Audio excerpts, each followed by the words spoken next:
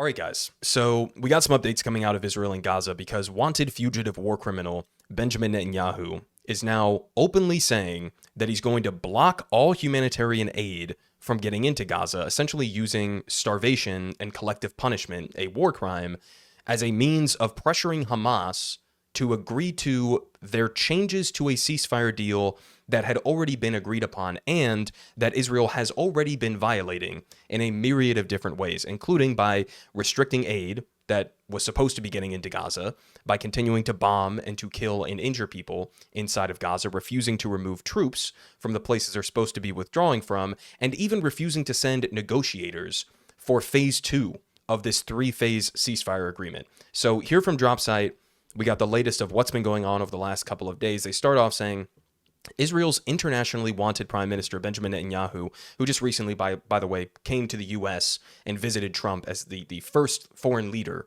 to visit the Trump White House, announced that he will be blocking all humanitarian aid from entering after Hamas refused to alter the previous deal and release Israeli hostages ahead of the agreed terms, which included an Israeli troop withdrawal, which now Israel is saying they're not going to do. Netanyahu said that his decision to block humanitarian aid into Gaza was made in coordination with the Trump administration. The announcement follows the conclusion of the first phase of the ceasefire negotiations. And keep in mind, they were supposed to be starting the negotiations for phase 2, I believe, all the way back in like February 3rd. And again, Netanyahu, as he has been doing throughout the entirety of this genocide, refused to go along with that because he doesn't want a ceasefire agreement. He doesn't want a lasting peace that allows Palestinians to remain in Gaza. He wants, I think, the same thing that Trump has been openly talking about, which is a full-blown ethnic cleansing of the Gaza Strip. And so, of course, he's going to do everything in his power to sabotage a potential reality in which Palestinians are not fully ethnically cleansed from the Gaza Strip. Now, third point is they say Palestinians and rights groups are raising concerns over Netanyahu's decision, which constitutes a form of collective punishment against, again, that's a war crime, and threatens the lives of 2 million plus in Gaza, furthering the humanitarian crisis there. They also say that local media sources or medical sources report rising casualties from an ongoing Israeli attack, including drone strikes and artillery fire. At least 4 people have been killed and 6 injured across Gaza since this morning, with damage to civilian homes. Now, we also have here the actual statement from Netanyahu. He says, with the end of phase 1 of the hostage deal and in light of Hamas's refusal to accept the Witkoff outline for continuing the talks, to which Israel agreed, Prime Minister Netanyahu has decided that starting this morning, all entry of goods and supplies into the Gaza Strip will cease. Israel will not allow a ceasefire without the release of our hostages. If Hamas continues its refusal, there will be further consequences. So notice how they're framing this here. It's Hamas that is the refusing side of this. It's Hamas that's the blockade to peace, when the reality is the complete opposite of that. It is the inverse of that. I mean, even this Witkoff outline that he's referencing there, this was not a part of the originally agreed upon ceasefire deal. Israel is now trying to completely change the terms and again saying, okay, well, we don't want to pull out. We want this to be a forever war. We want to be able to continue this moving forward. And more specifically on the Witkoff side of this, as pointed out by Jeremy, he says one small detail about today's Gaza ceasefire developments. A senior Hamas official just told me that Israel publicly announced that Hamas had rejected this Witkoff proposal before Hamas had even been officially briefed by its mediators and given its response. So you see what they're doing here? They came out and said Hamas rejected our proposal before Hamas had even seen the proposal.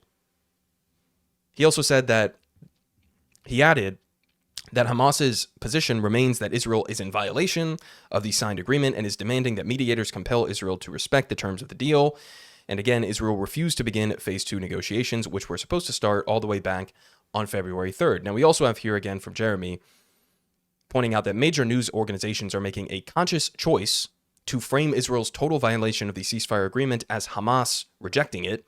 This is a demonstrable lie and has been throughout the entire duration of Israel's war on Gaza. Israel is rejecting the deal that it signed. So this isn't complicated. Israel has been violating the ceasefire agreement. They're trying to change the terms of the ceasefire agreement that was already agreed upon. And then they turn around and point the finger at Hamas and they say, this is Hamas rejecting it. I mean, it's just a joke. Now, we also have as a reminder here from Mehdi Hassan that Netanyahu has already been indicted by the International Criminal Court, specifically for starvation.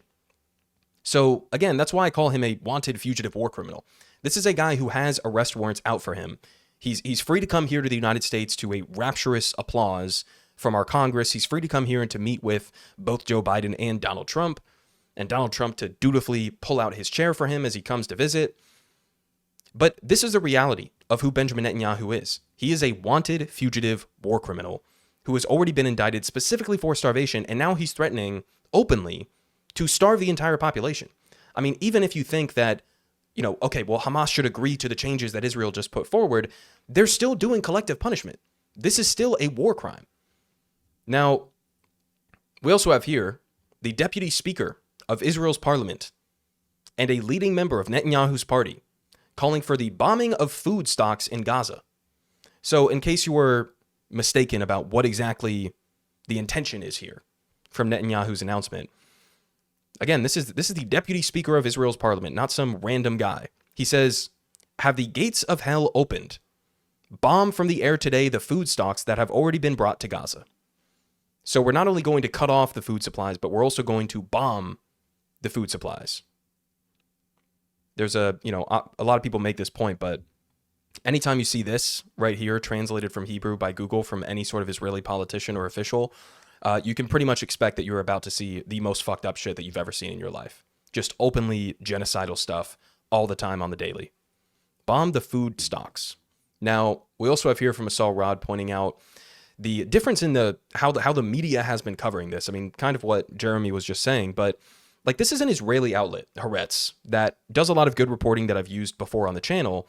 And they say Netanyahu stalls stage 2 of the Gaza ceasefire and once again weaponizes Israel's grief. So that's their headline, a little bit closer to reality. Here we have NPR as an example. Hamas rejects Israel's request to extend phase 1 of the Gaza ceasefire. Hamas rejects. Not Israel is violating the ceasefire and trying to change the terms of the ceasefire, but it's Hamas rejecting it. We also had here from the same thing from CNN. Their headline is, Israel stops humanitarian aid into Gaza after Hamas rejects extending ceasefire's first phase. Like, this is just objectively not what has happened. It's not what has happened.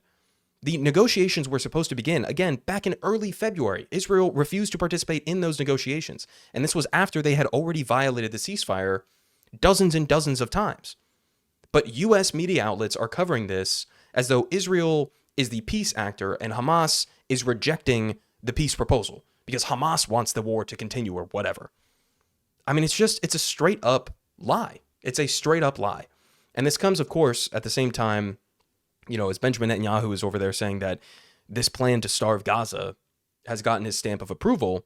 We also have Trump, and I covered this in a previous video, posting AI-generated slop videos like this, where, I mean, it's like you start off here with the rubble, it says what's next, and then suddenly now it's skyscrapers and it's beautiful, and this is what I'm going to do for Gaza, and this comes as Trump has been pushing for this full-blown ethnic cleansing of the Gaza Strip to remove all the Palestinians there. They won't have any right to return, but don't worry, we're going to rebuild it, we're going to make it nice and clean, and we're going to build our Trump hotels, and I mean, this is some real demented, fucked up shit here, guys.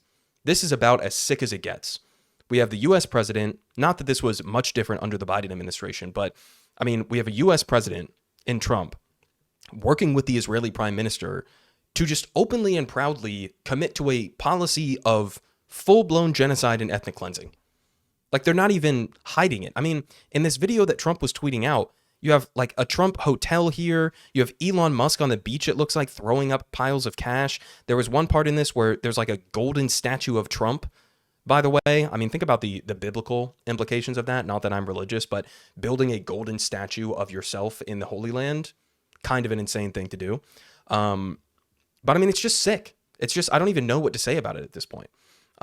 We also have, at the same time as Trump is posting AI slop videos and threatening full-blown ethnic cleansing, the continuation of sending weapons to Israel. So just in the past 4 weeks, he hosted Netanyahu, who has an ICC arrest warrant. He endorsed occupying Gaza. He sanctioned the International Criminal Court for going after Israeli leaders. I mean, think about that, right? We're not going to follow international law. We're not going to work alongside these international institutions to prosecute war criminals. We're instead going to go after the court itself for daring to go after our little buddies, right? He's also sent $7.41 billion in arms to Israel, and another $3 billion deal, and then another $4 billion deal. So we're up to, I don't know, what, like 12, 14, I don't know, doing the math off the top of my head, billions and billions of dollars that Trump has sent on top of the billions and billions that we've already sent them throughout the course of this genocide. And he also backed Israel blocking aid into Gaza.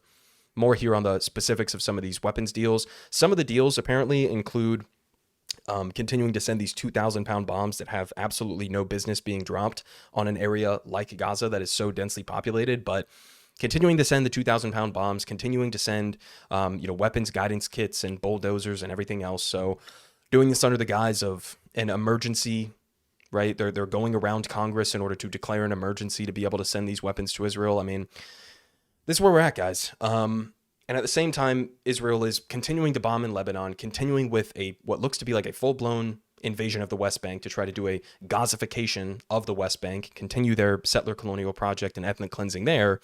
And then on top of that, also, as we covered in a previous video, threatening to basically annex the entirety of South Syria below Damascus. This is supposedly the only democracy in the Middle East, our greatest buddy, our greatest ally and friend, a partner for peace, right? That's what we're supposed to believe. So I'll leave you guys off with that. In terms of what's going to happen moving forward, I honestly don't know. I mean, I know what should happen, right? In a realistic world where we gave a shit about morality and international law and human beings, we would be sanctioning Israel. We wouldn't be sending them any aid. We wouldn't be sending them bombs. We would be sanctioning them. We would be arresting war criminals like Benjamin Netanyahu. And we would have to force an actual solution from the outside, probably, because Israeli society, the Israeli government at this point is just fundamentally, I think, incapable of doing that. So I know what should happen, but in terms of what's going to happen, I guess we just have to wait and see what the Trump administration does, right? You have guys like Witkoff who are, I guess, somewhat more interesting actors in that he has shown at least a little bit of a modicum of an ability to break from, the Israeli PR line. So we'll have to see if he just goes along with this and continues to allow Israel to do whatever they want to do with total and complete impunity and backing from the U.S., but I'll keep you guys updated as we go. Unfortunately, no good updates when it comes to covering this kind of thing. Politic guy has the best politics. Believe me, no one does it like him.